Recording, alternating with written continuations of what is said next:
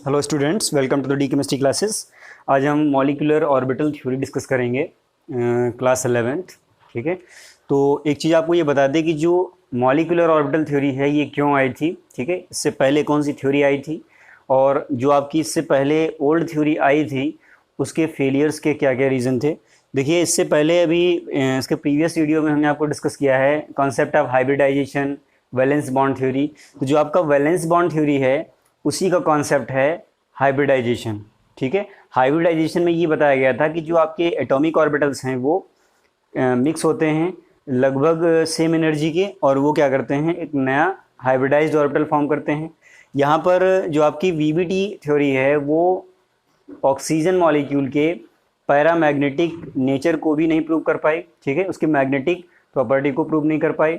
दूसरे उसने ये बताया था कि जो हाइब्रिडाइज्ड ऑर्बिटल बनता है वो मोनोसेंट्रिक होता है। यहाँ पर ये जो एमओटी है ये बोलती है कि जब आपके ऑर्बिटल्स कंबाइंड होते हैं तो जो आपका कंबाइंड ऑर्बिटल बनता है उसे मॉलिक्यूलर ऑर्बिटल बोलते हैं, और वो आपका पॉलीसेंट्रिक होता है।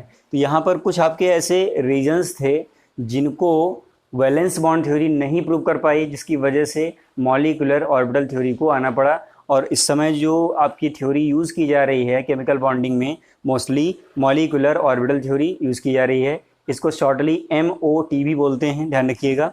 तो ये जो आपके कुछ रीज़न हैं या जो कुछ आपकी शॉर्टकमिंग्स हैं VBT की, इनकी वजह से मॉलिक्यूलर ऑर्बिटल थ्योरी का इन्वेंशन हुआ। तो यहाँ पे ध्यान रखिएगा, paramagnetic property of oxygen molecule यानी कि O2 मॉलिक्यूल। ठीक है, और जो आपका वैलेंस बॉन्ड थ्योरी है वो ये भी कहता है कि केवल वैलेंसी इलेक्ट्रॉन ही आपके पार्टिसिपेट करते हैं बॉन्डिंग में। जो आपके नॉन वैलेंसी इलेक्ट्रॉन हैं उनका भी रोल होता है मॉलिक्यूल्स के फॉर्मेशन में, वो वैलेंस बॉन्ड थ्योरी ने प्रूफ नहीं कर पाया या एक्सप्लेन नहीं कर पाया।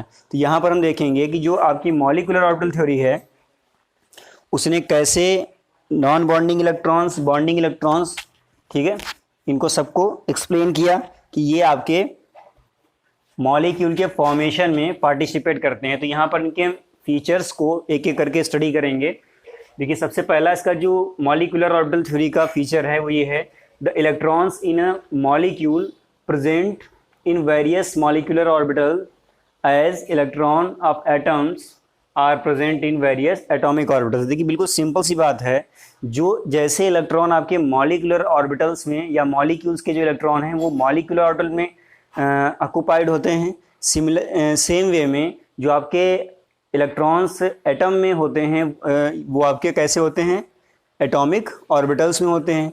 यानी कहने का मतलब ये है कि जो इलेक्ट्रॉन है आपके मॉलिक्यूल्स में, जैसे मॉलिक्यूलर ऑर्बिटल में रहते हैं वैसे ही एटम के इलेक्ट्रॉन एटॉमिक ऑर्बिटल्स में रहते हैं। तो बिल्कुल सिंपल सी बात है, एकदम रिदमिक ये आपका फीचर है, molecules versus molecular orbital and atom versus atomic orbital, यानी कि जो जिसका इलेक्ट्रॉन है वो उसके ऑर्बिटल में रहता है।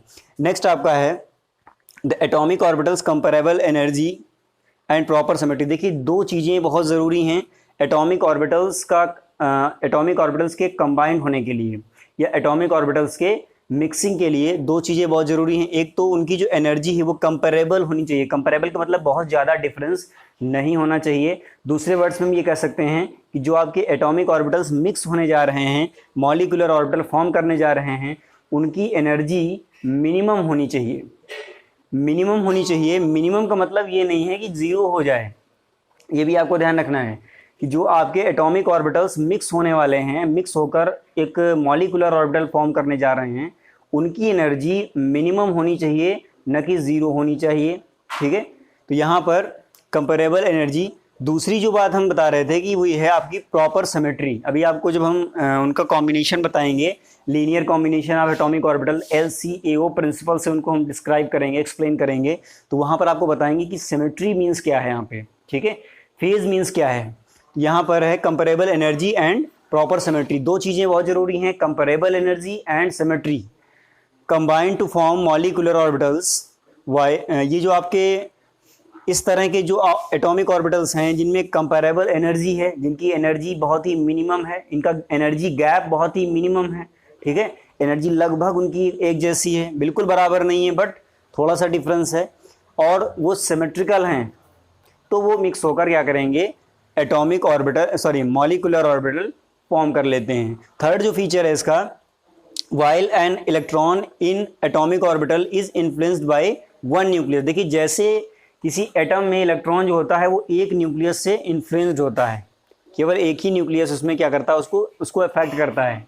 सेम वे में जो आपके इलेक्ट्रॉन्स मॉलिकुलर ऑर्बिटल में होते हैं उनको वो आपके दो न्यूक्लियस से इन्फ्लुएंस्ड होते हैं। यहाँ पे लिख सकते हैं, देख सकते हैं यहाँ पे,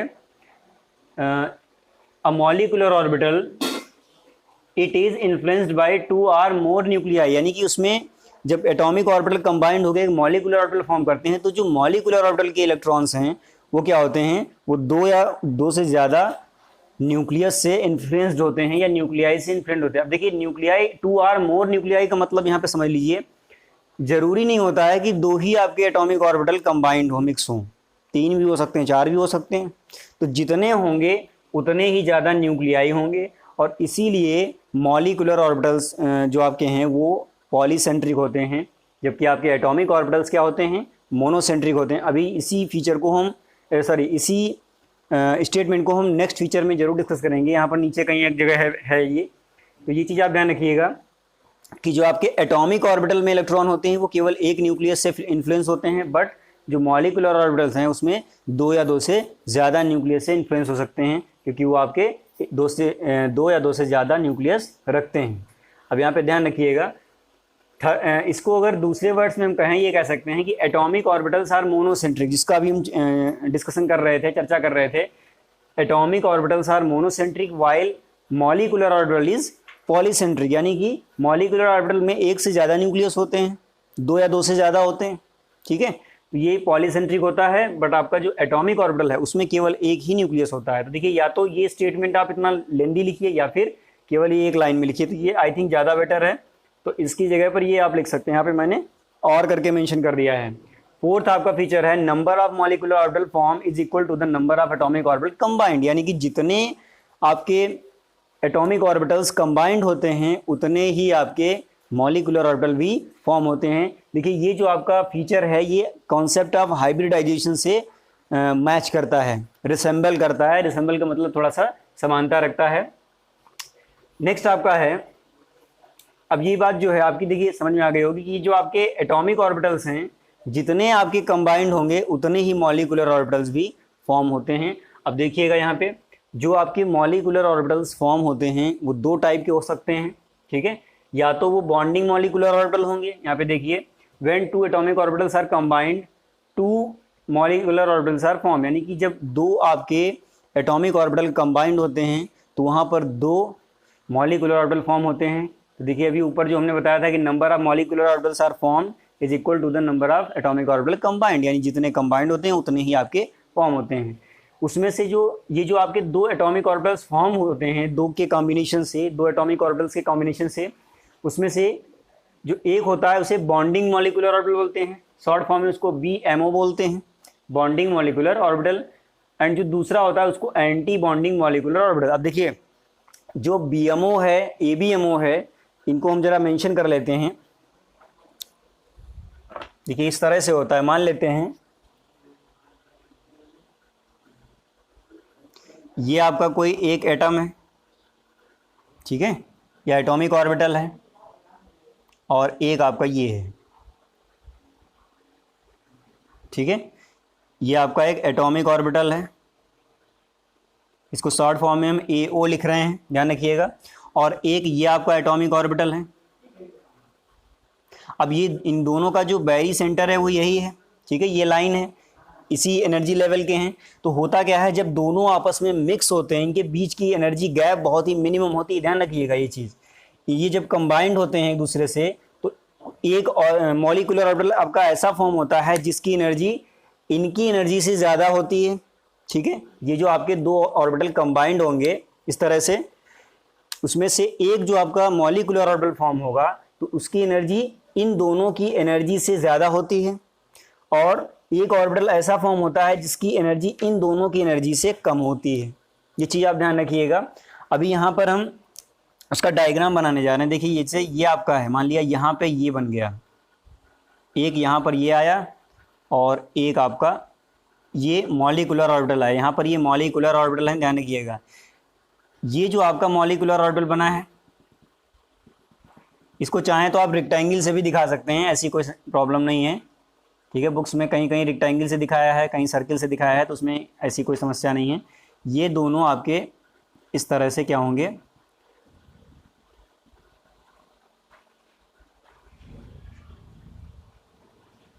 ये इनका बैरी सेंटर है, ठीक है। अब यहाँ से क्या होगा, एक ये इधर बन जाता है और एक जो है वो ऊपर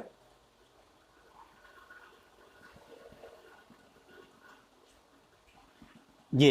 अब देखिए इसकी एनर्जी क्या है, डाउन हुई है, कम हुई है। तो यहाँ पर ये जो आपका ऑर्बिटल बना है ये क्या है, इसको बोलते हैं BMO, यानी कि बॉन्डिंग मॉलिक्यूलर ऑर्बिटल। और जिसकी एनर्जी ज़्यादा होती है वो क्या बोला जाता है, ABMO, यानी कि एंटी बॉन्डिंग मॉलिक्यूलर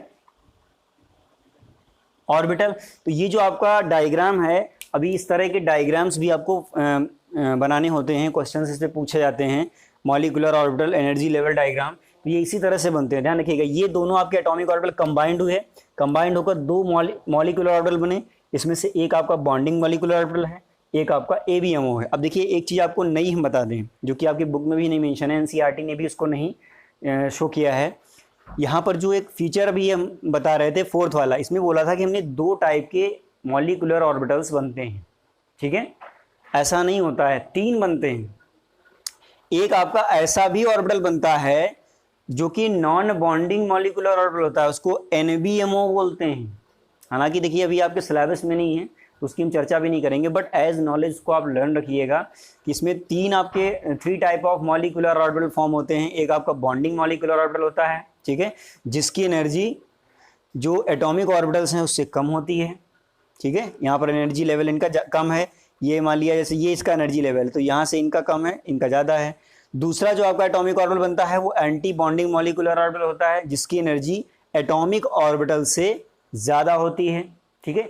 और एक आपका ऐसा एटॉमिक और मॉलिक्यूलर ऑर्बिटल फॉर्म होता है जो कि नॉन बॉन्डिंग होता है, यानी कि जब ये दोनों इम्प्रॉपर वे में मिक्स होते हैं तो उसकी एनर्जी ना तो एटॉमिक ऑर्बिटल से ज़्यादा होती है, ना ही एटॉमिक ऑर्बिटल से कम होती है।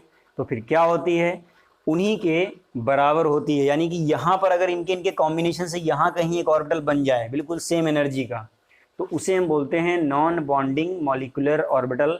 इसको एज नॉलेज लर्न रखिएगा। आप जब कॉम्पिटिटिव एग्जाम देने जाएंगे तो वहाँ पर ये जो अभी हम नॉन बॉन्डिंग की चर्चा कर रहे हैं, इससे क्वेश्चन आपसे किया जा सकता है। तो इस चीज़ को माइंड में ज़रूर रखिएगा, ये दिमाग से निकाल दीजिएगा कि 2 ही आपके एटॉमिक ऑर्बिटल्स फॉर्म होते हैं। अभी आपको 11th स्टैंडर्ड की केमिस्ट्री पढ़ रहे हैं, मॉलिक्यूलर ऑर्बिटल पढ़ रहे हैं, ठीक है। तो उसमें केवल आपको 2 ही पढ़ने हैं, इसलिए यहाँ पर हम केवल 2 की ही चर्चा करेंगे। तो ये चीज़ आप ध्यान रखिएगा और इस डायग्राम को भी इस फीचर के साथ ज़रूर मेंशन करिएगा। यहाँ पर मैंने आपको बता दिया है, AO का मतलब है एटॉमिक ऑर्बिटल, ठीक है। यहाँ पर ये एटॉमिक ऑर्बिटल है, एक ये एटॉमिक ऑर्बिटल है, दोनों क्या हुए, आपस में मिक्स हुए। एक कम एनर्जी का मॉलिक्यूलर ऑर्बिटल फॉर्म हुआ, दूसरा ज़्यादा एनर्जी का मॉलिक्यूलर ऑर्बिटल फॉर्म हुआ। एंटी बॉन्डिंग वाला ज़्यादा एनर्जी का होता है, बॉन्डिंग वाला कम एनर्जी का होता है। नेक्स्ट आपका फीचर है the BMO has lower energy hence greater stability. देखिए अब जिसकी एनर्जी कम होगी, जैसे यहाँ पर ये BMO बना है, बॉन्डिंग मॉलिक्यूलर ऑर्बिटल, इसकी एनर्जी कम है तो उसका मतलब क्या है, ये ज़्यादा स्टेबल होगा, ठीक है। और ये जो आपका ABMO होता है, इसकी एनर्जी ज़्यादा है तो ये क्या करेगा, ये ज़्यादा एनर्जी है तो ये लेस स्टेबल हो जाएगा, ध्यान रखिएगा। तो इलेक्ट्रॉन जो है सबसे पहले कहाँ आते हैं, जिसमें सबसे कम एनर्जी होती है, ध्यान रखिएगा। अभी जब हम इनका इलेक्ट्रॉनिक कॉन्फ़िगरेशन करना आपको सिखाएंगे तो वहाँ पर आप ऑफ बाउ प्रिंसिपल ही यूज़ करेंगे, हुंस रूल भी इसमें लगाएंगे। नेक्स्ट आपका है just as electron probability distribution, यानी कि जो इलेक्ट्रॉन डेंसिटी है around the nucleus in an atom is given by atomic orbital. देखिए जो एटम की इलेक्ट्रॉन डेंसिटी है वो एटॉमिक ऑर्बिटल के थ्रू एक्सप्लेन की जाती है, या उसके थ्रू उसको बताया जाता है।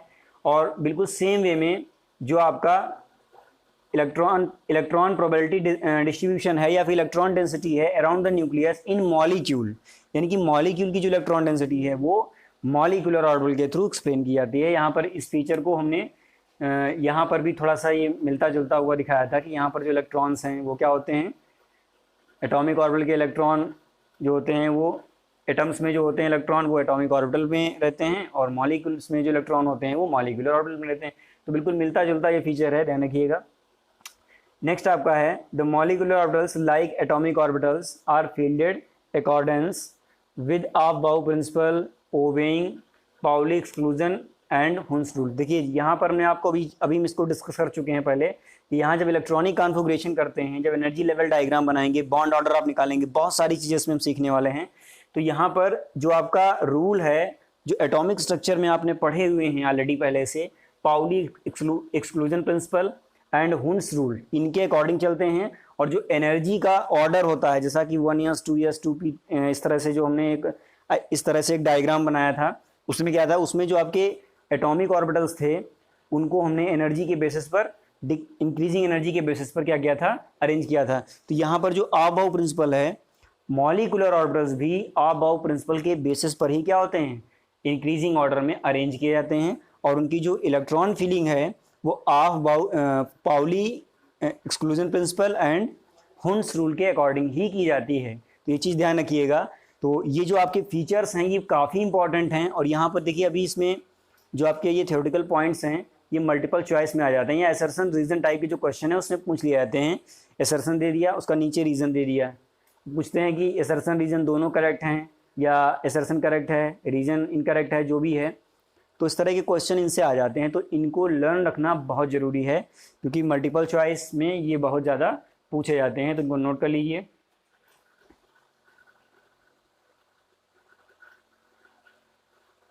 अब हम जानेंगे कि जो आपके एटॉमिक मॉलिक्यूलर ऑर्बिटल्स हैं वो कैसे फॉर्म होते हैं। तो यहाँ पे देख सकते हैं इसका एक मेथड है, linear combination of atomic orbitals, इसको LCAO मेथड बोलते हैं।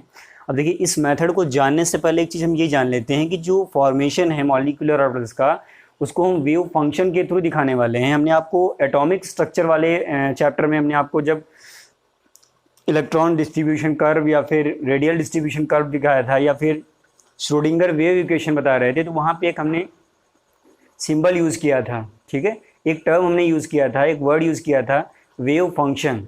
तो यहाँ पर जो आपका वेव मैकेनिक्स है या वेव क्वांटम मैकेनिक्स है वो ये बोलती है कि जो आपके एटॉमिक ऑर्बिटल्स हैं उनको वेव फंक्शंस के थ्रू मेंशन कर सकते हैं, दिखा सकते हैं, रिप्रेजेंट कर सकते हैं। क्यों? क्योंकि जो इलेक्ट्रॉन है वो वेव लाइक नेचर भी या वेव लाइक बिहेवियर भी शो करता है। मैंने आपको डुअल नेचर ऑफ मैटर या इलेक्ट्रॉन बताया था। तो यहाँ पर वेव मैकेनिक्स के अकॉर्डिंग अगर हम चलेंगे तो एटॉमिक ऑर्बिटल्स को हम वेव फंक्शन ऑफ इलेक्ट्रॉन के थ्रू रिप्रेजेंट कर सकते हैं। ये जो आपका वेव फंक्शन है उसको साई से, ये आपका एक सिंबल बना हुआ है साई, इससे रिप्रेजेंट करते हैं। और ये जो आपका साई है ये एम्पलीट्यूड को रिप्रेजेंट करता है, इलेक्ट्रॉन्स की डेंस, इलेक्ट्रॉन यहाँ पे लिखा हुआ है amplitude of electron wave. Electron एक वेव लाइक होता है, ठीक है, वेव लाइक बिहेवियर होता है उसमें। तो जो वेव है उसका एम्पलीट्यूड भी होता है, तो उस एम्पलीट्यूड को साई रिप्रेजेंट करता है। आप देखिए यहाँ पर linear combination of atomic orbital एक मेथड है जिसके थ्रू हम ऑर्बिटल्स की मिक्सिंग को अंडरस्टैंड कर सकते हैं। यहाँ पर केवल आपके अभी सिलेबस में होमोन्यूक्लियर डायटोमिक मॉलिक्यूल्स का है, ठीक है, हेट्रोन्यूक्लियर डायटोमिक मॉलिक्यूल्स के लिए भी होता है, वो थोड़ा सा इससे डिफरेंट होता है। अभी उसको यहाँ पर नहीं हम स्टडी करेंगे क्योंकि वो हमारे सिलेबस में नहीं है। तो अभी 11th स्टैंडर्ड के अकॉर्डिंग केवल आपको होमोन्यूक्लियर डायटोमिक मॉलिक्यूल्स का डिस्कस करना है, पढ़ना है, स्टडी करना है। तो यहाँ पर देखते हैं होमोन्यूक्लियर डायटोमिक मॉलिक्यूल्स का मतलब होता है जिसमें दोनों सेम टाइप ऑफ एटम्स हों, ठीक है, दोनों ही आपके, जैसे नाइट्रोजन है तो दूसरा भी नाइट्रोजन का ही एटॉमिक ऑर्बिटल, दोनों कंबाइंड होंगे तो क्या बनेगा N2 यानी कि नाइट्रोजन मॉलिक्यूल। और नाइट्रोजन मॉलिक्यूल में दोनों ही नाइट्रोजन एटम है, सेम काइंड ऑफ एटम है, इसलिए उसको बोलते हैं होमोन्यूक्लियर डायटोमिक मॉलिक्यूल, ठीक है। दो एटम्स आपके दोनों ही सेम एटम कंबाइंड होते हैं तो उसमें बनता है होमोन्यूक्लियर डायटोमिक मॉलिक्यूल। अब देखिए मान लेते हैं कि दो आपके एटॉमिक ऑर्बिटल्स हैं, एक आपका A है दूसरा आपका B है। मान लिया कि ये आपका एटॉमिक ऑर्बिटल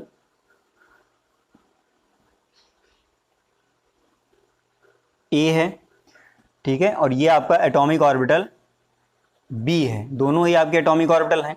दोनों जब आपस में मिक्स होंगे तो उसमें दो आपके मॉलिक्यूलर ऑर्बिटल फॉर्म होंगे। एक आपका ऐसा मॉलिक्यूलर ऑर्बिटल फॉर्म होगा जो कि एनर्जी में इन दोनों से ज़्यादा होगा, और एक आपका ऐसा मॉलिक्यूलर ऑर्बिटल फॉर्म होगा जो कि एनर्जी से इन दोनों की एनर्जी से कम आएगा। तो ये जो आपका मॉलिक्यूलर ऑर्बिटल है इसको हम क्या बोलते हैं, बी एम ओ, ठीक है। और ये जो आपका होता है इसे क्या बोलते हैं, A B M O, anti bonding molecular orbital इसको बोल देंगे बॉन्डिंग मॉलिक्यूलर ऑर्बिटल, ठीक है। दोनों आपके क्लियर हो गए। अब देखिए यहां पर इसको हम क्या करते हैं, कनेक्ट करते हैं इस तरह से,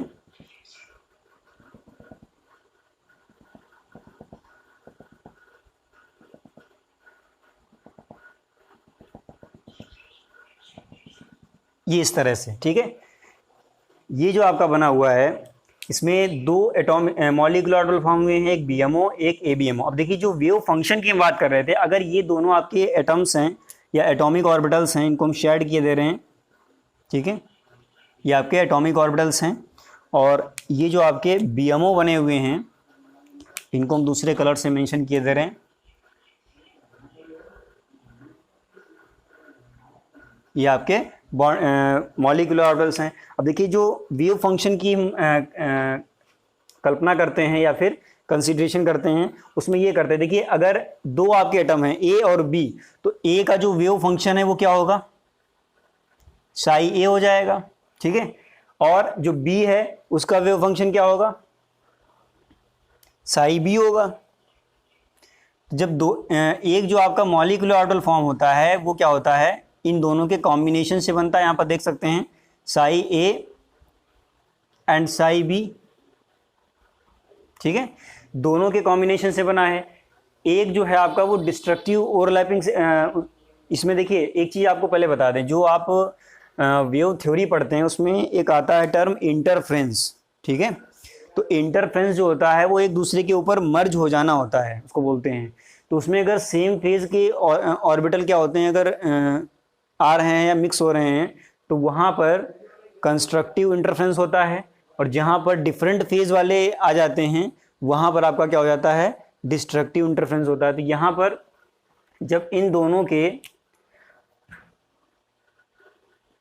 की जब मिक्सिंग होगी तो यहाँ पर एक आपका ये दोनों अगर सेम फेज के हैं, सेम फेज के हैं, तो यहां पर क्या होता है, कंस्ट्रक्टिव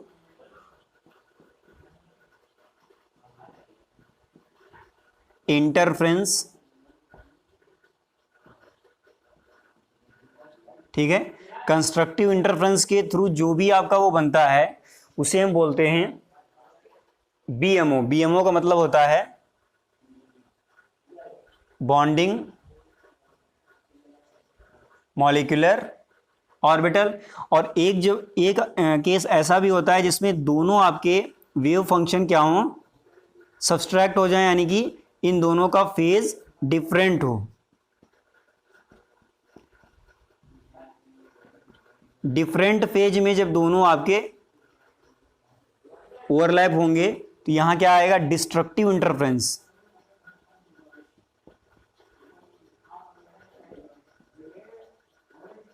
डिस्ट्रक्टिव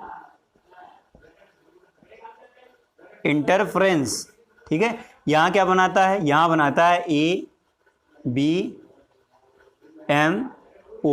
अब देखिए ये जो आपका एनर्जी डायग्राम है, एनर्जी लेवल डायग्राम है, इसमें हम इन चीजों को क्या करेंगे, अप्लाई करेंगे।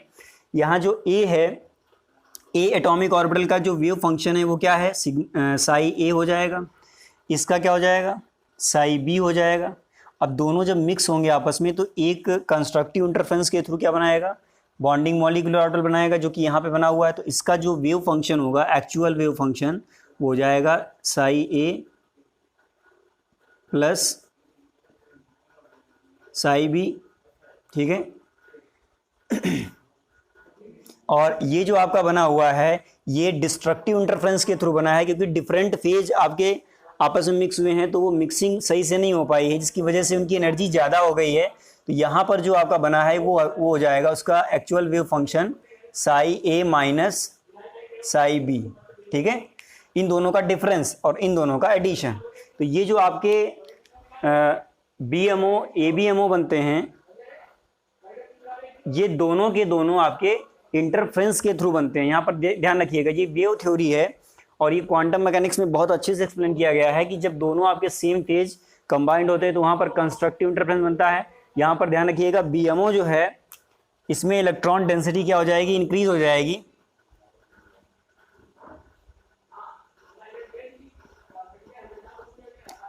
इलेक्ट्रॉन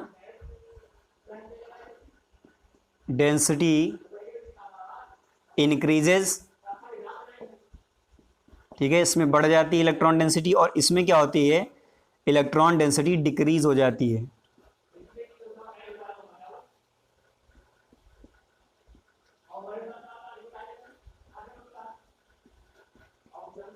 ठीक है, तो ये थोड़ी सी नई चीज़ है, इसको आप जरूर नोट कर लीजिएगा। इससे छोटे छोटे क्वेश्चन जरूर मिलते हैं, तो यहाँ पे इसको नोट कर लीजिए।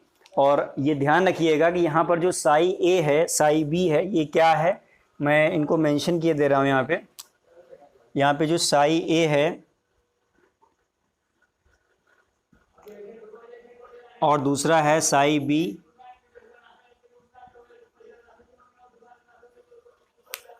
यहाँ हो जाएगा wave function of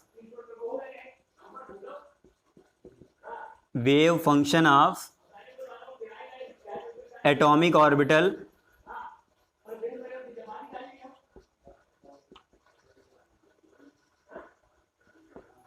capital A, ठीक है। और ये जो है आपका, ये हो जाएगा वेव फंक्शन ऑफ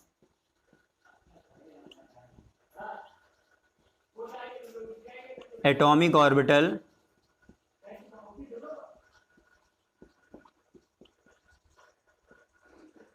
बी, ठीक है।